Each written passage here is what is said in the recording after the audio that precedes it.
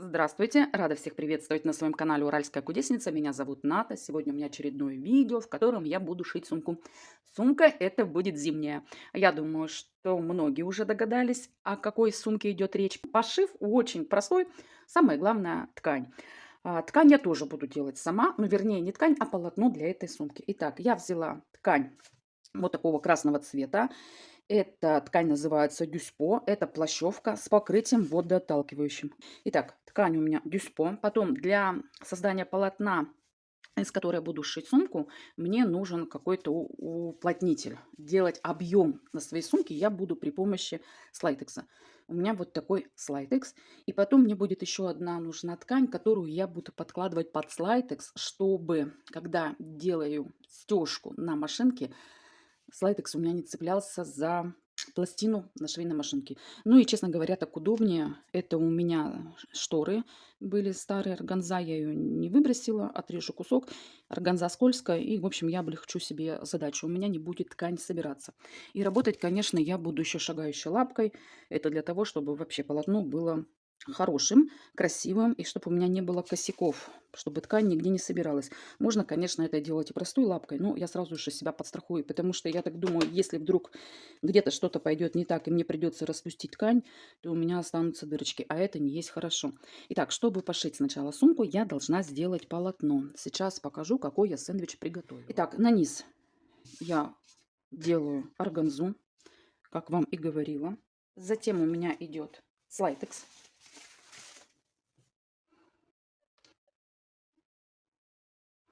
И сверху я накладываю кусок ткани лицевой, из которой будет лицо сумки. Затем я это все простегаю. Стегать буду самыми обычными ромбами. Работать буду нитями красного цвета, и ромбы будут у меня средние. Маленькие ромбы здесь делать нельзя. От маленьких ромб, мне кажется, пропадет весь эффект пухлости. То есть сумка все-таки должна быть пухлой и похожа на пуховичок. Итак, сейчас у меня две таких, девочки, заготовки. Это одна сторона сумки, вторая сторона сумки. И я, в общем, готовлю полотно. И когда уже приготовлю полотно, вернусь к вам, покажу, что буду делать дальше. Заготовки мои готовы к дальнейшей работе. У меня их две штуки. Девчонки, сделала самый простой рисунок. У меня здесь квадраты со стороной 7 сантиметров на 7 сантиметров. Расположила их по диагонали. И дальше в каждой вершине, либо в каждом углу квадрата я сделала вот такой крестик.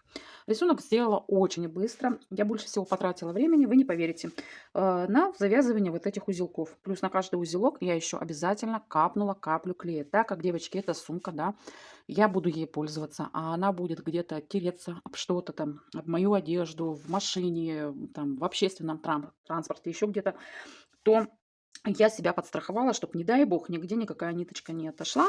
Поэтому на каждый узелок я капельку клея сделала. Вот так выглядит изнаночная сторона. Так как я подложила под синтепон вот такую ткань, это у меня органза, старые шторы, то мне не составило никакого труда прошить ее. Ткань скользила очень хорошо, синтепон ни за что нигде не цеплялся. В общем, получилось у меня две таких заготовки. Сразу же еще что скажу. Конечно, я эти квадраты сначала очертила. Чертила обычным портновским мелком. Ручкой пиши-стирай я работать не стала, так как мне очень часто в комментариях люди пишут, что ручка пиши-стирай на холоде проявляется. А так как это у меня, девочки, зимняя сумка-пуховичок, и плюс я живу на Урале, соответственно, у меня всегда зимой холодно. Когда я буду использовать эту сумку, я боюсь, вдруг эта ручка пиши-стирай проявится. Честно говоря, сама не экспериментировала, но доверяю моим подписчикам. Итак, разлиновку я делала самым обычным портновским мелком. Дальше. Две заготовочки у меня сделаны. Затем, что я делаю дальше? Я не буду показывать процесс, так как у меня есть такие мастер-классы, где я шила сумки наподобие. Поэтому расскажу, а внизу в инфобоксе обязательно оставлю ссылки на эти мастер-классы. Здесь все очень просто. Я даже понимаю, что, скорее всего, и вы все это знаете. Итак, у меня две заготовки. Я их складываю лицевыми сторонами друг к другу. Так, чтобы в камеру у меня все вошло. Выбираю вверх, выбираю дно и прошиваю сумку по бокам, затем прошиваю донышком. Вверх я оставляю не зашитым. Ну, это соответственно, да. Затем формирую днище. Днище у меня будет размером 12 сантиметров.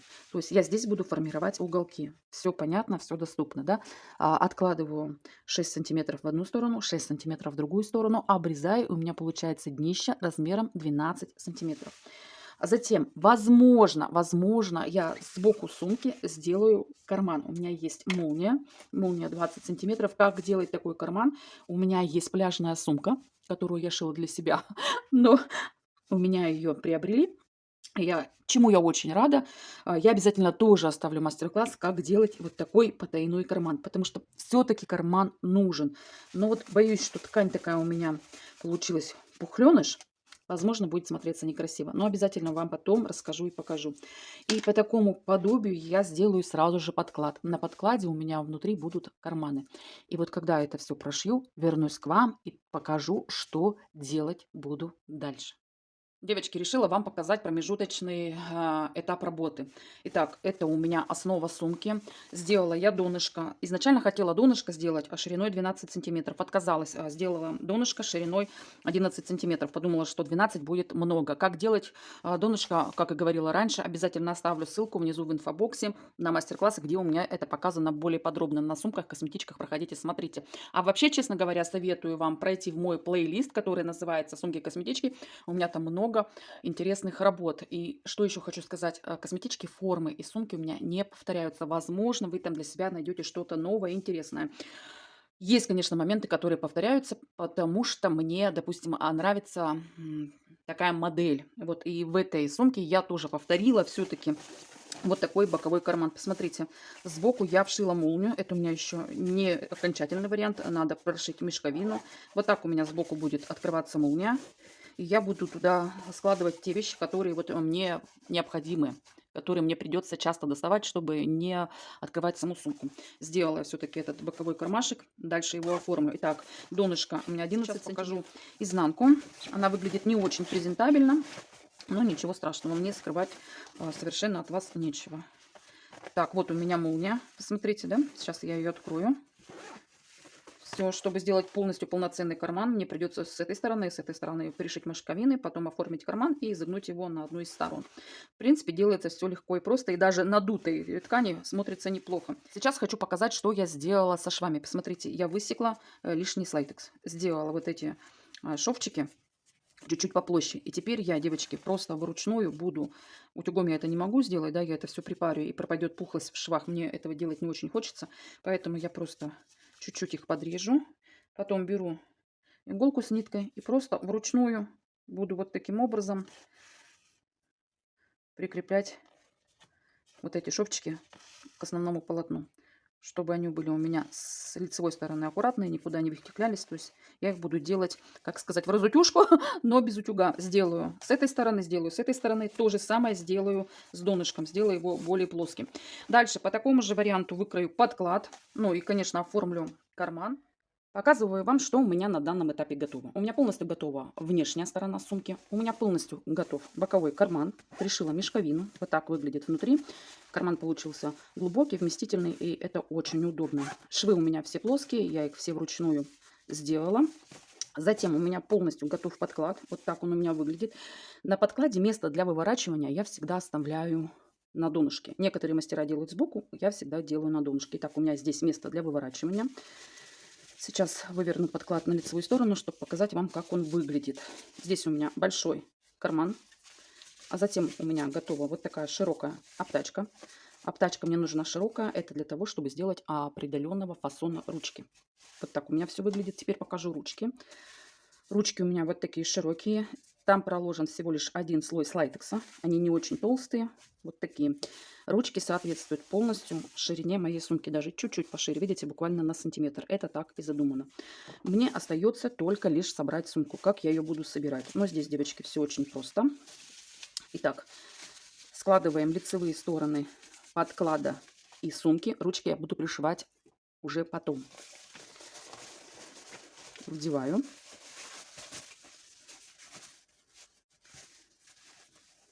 Все хорошо здесь скалываю и прокладываю строчку. Затем выворачиваю через это отверстие. Шовчики все расправляю, где надо подшиваю вручную, и затем уже буду пришивать ручку. Эта сумка у меня будет без молнии, но, девчонки, у меня будет еще одна сумка, которая тоже будет сшита из этой же ткани, и ее я буду делать обязательно с молнией. Поэтому, если вам интересно и у вас еще не нажат колокольчик, то обязательно нажмите или подпишитесь на мой канал, чтобы не пропустить следующее видео, в котором я буду показывать, как шить сумку-пуховичок, но уже с молнией. Итак, пришила подклад к основе сумки. Сначала, девочки, наметала, а потом пришила. Сейчас через отверстие, вот это, которое у меня на донышке, я буду это все выворачивать. Вот здесь вот можно убрать объем. Сейчас я уберу наметку. Ну, здесь все понятно.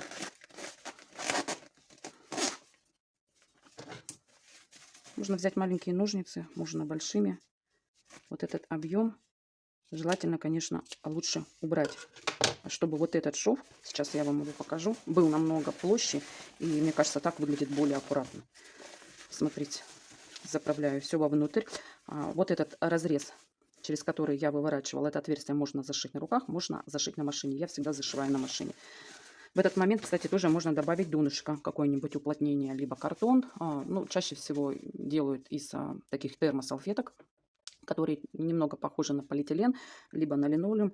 В этот момент, вот, пока не зашито это отверстие, можно сюда добавить это донышко и закрепить его. Я обтачку делаю вовнутрь.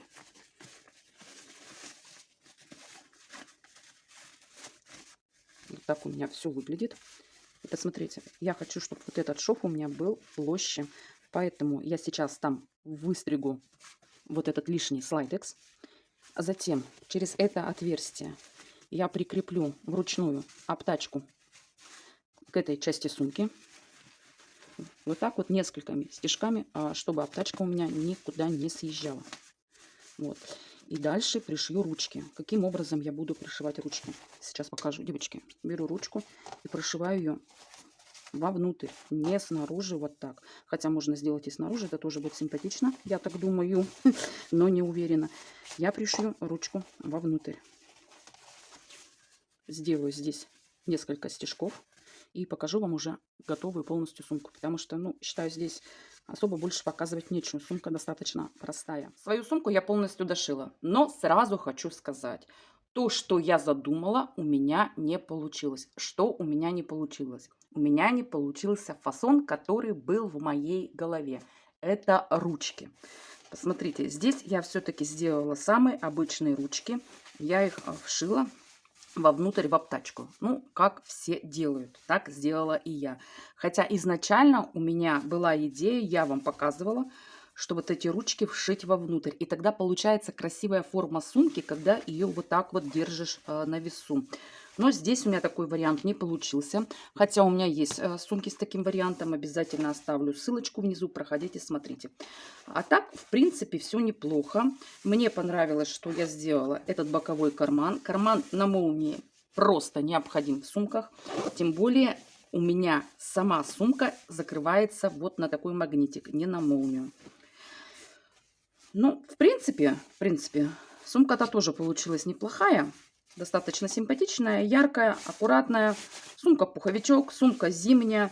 Единственное, что, конечно, я думала немножко другой фасончик сделать по поводу ручек. Итак, что хочу сказать. Осталась у меня еще ткань. Ее, правда, не так много. Совсем небольшой отрез.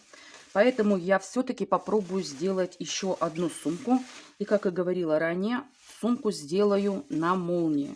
Потому что все-таки сумки на молнии тоже необходимы. Ну, а с этой сумочкой буду ходить за продуктами. Кошелечек у меня есть куда положить. Карман на молнии. Можно туда положить и кошелек, и ключи от квартиры, и даже телефон. Карман удобный, карман большой. Ну, а сюда я буду складывать продукты. Я надеюсь, продукты у меня никто не украдет. Ну, и тем более у меня магнитик. И чаще всего я, конечно, езжу на машине. В общем, вот такая... Все-таки считаю симпатичная, яркая и достаточно простая в пошиве получилась у меня сумка. В принципе, меня все устраивает. Но если вам понравилось мое видео, ставьте лайк. Если не понравилось, конечно, ставьте дизлайк. Подписывайтесь на мой канал. У меня для вас много нового интересного. Я занимаюсь не одним видом творчества и рукоделия. И также оставляйте свои комментарии. Я отвечаю на каждый комментарий. Ни один комментарий не остается без внимания. Я даже вам скажу больше, что в данный момент, в наше трудное время для блогеров, комментарии очень нужны, комментарии очень важны. Они помогают продвигать нам, блогерам, наши ролики и понимать, насколько мы важны для вас, насколько мы нужны вам, а вы нужны нам. Это такое взаимодействие людей с одной стороны экрана и людей с другой стороны экрана. Меня с вами, вас со мной. Поэтому я буду очень рада, если вы будете оставлять свои комментарии. Это мне поможет продвигать свои ролики и покажет то, что на самом деле моя работа для кого-то важна. Ну а на этом точно все. Я с вами прощаюсь. Желаю вам счастья, здоровья и хороших наступающих новогодних праздников. Пока-пока. До встречи на моем канале.